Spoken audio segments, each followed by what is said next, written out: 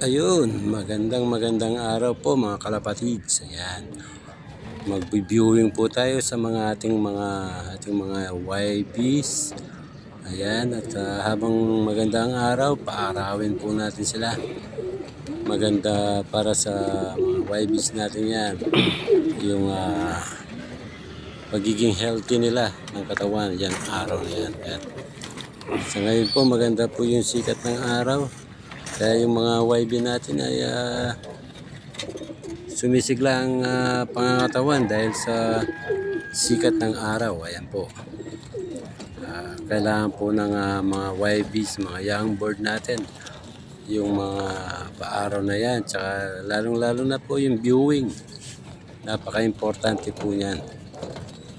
Para at least bago natin pakawalan, ay mamamaster na nila yung paligid nila. Kung ano man yung makikita nilang tanda ng kanilang pag-uwi pag sila ay lumilipad na. Ayan, napakaganda po ng sikat ng araw, si Haring Araw. Ayan po. So ayan po, no, yung mga YBs natin, kailangan na pinapaarawan natin ng mga yan. Kailangan po. Ayan. And then dahil po i-try natin sila sa trapping. Ayan, at least matuto silang pumasok sa trapdoor natin. Kaya ayan, nakikita nyo na medyo patingin-tingin lang sila. Hinarangan pa yung camera ko. Sus Mario. Common ring dyan, meron din tayong mga club ring. Ayan, mga double ring po yan, double banded po yan. Ayan, dahil nakikita na nila ako, malapit ko nang buksan yung pintuan para makapasok na sila. Ayun, nahulog pa. Ayan, ayusin lang natin. Ayan, para at least pagbukas ng pintuan ay matuto na silang pumasok sa may trapdoor. Ayan, kailangan pumipito na rin tayo para at least marinig nila yung pito na alam nila kakain na at magmamadali silang pumasok sa trapdoor. Ayan, ayan, nagbubungguan na sila. Ayan, sumilip pa si Red Bar. Pala yung sa loob ng kulungan ko ay pinapakain ko na. Naririnig na nila yung pito ko at yung tunog ng mga pagkain. Siguradong magmamadali. Ayan, bubuksan na natin yan.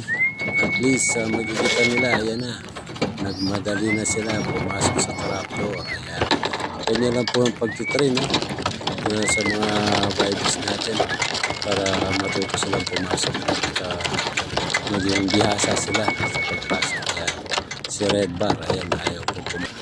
Vibes natin para at least pag pinakawalan natin marunong na sila.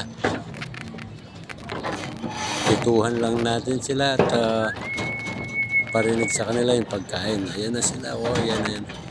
Ganyan lang po ang pag-train. At least magiging maayos yung pagpasok nila sa trapdoor. Ayan. Ayan po yung mga iba nating mga ibon. Ayan. Yung iba, ayan, tapang mo Ayan, may dalawang hinakay na siya. Ayan, si Blue Bar. Tapos yung mga iba dito, yung breeder ko, ayan, sila Grizzle. Ayan, si Red Bar, may dalawang itlog na yan. Ayan, si Grizzle at si Checkered. Ayan, at si Red Bar pa rin. Marami tayong Red Bar dito. Dahil napakaganda ng kulay ng mga Red Bar. Ayan, after natin pinapasok at pinakain, ito naman dahil araw ng Lunes, pinapainom natin sila ng mga vitamins. Yan, huwag natin kalimutan yung vitamins na papainom. Kahit na once a week lang yan o twice a week, kailangan nila ng vitamina. Yung mga gamot na pinapainom natin, at least magkaroon sila ng maintenance sa kanilang katawan. Magiging malakas ang kanilang pangangatawan.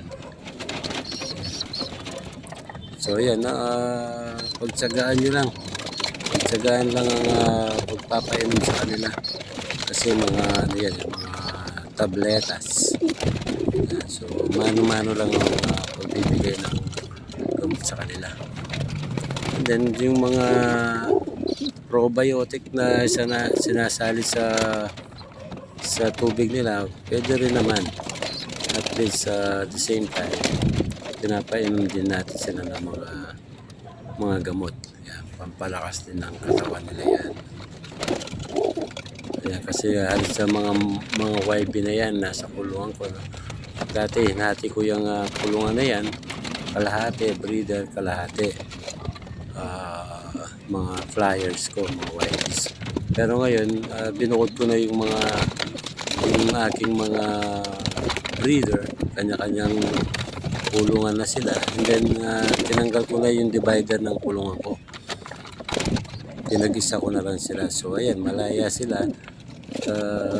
Nakakalipad-lipad na sila sa kulungan nila. At least, kahit hindi pa natin sila pinapakawalan o pinapalipad sa labas, nakakapag-exercise sila pagka maluwang yung kanilang kulungan. So ayan, mapapansin mo, isa-isa ko na silang inuhuli para at least magkaroon sila ng lakas ng pangangatawan. Tsagaan lang sa pag-aalaga. Ako, baguhan lang ako. Newbies ako sa pag-aalaga. Sa mga napapanood ko lang. Kaya ginagawa ko to. Kailangan kayong mga newbie din, mga baguhang nag-aalaga, manood lang kayo sa YouTube at makikita nyo kung ano yung mga tamang pag-aalaga ng mga ibon.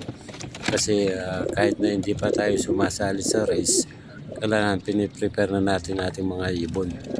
Pinapalakas na natin sila, ang kanilang pangangatawan, para gumanda-ganda naman yung kanilang resistensya. Lalo na yan, resistensya, kailangan nila yan. So ayan na, halos natapos ko na silang painumin ng kanilang mga gamot.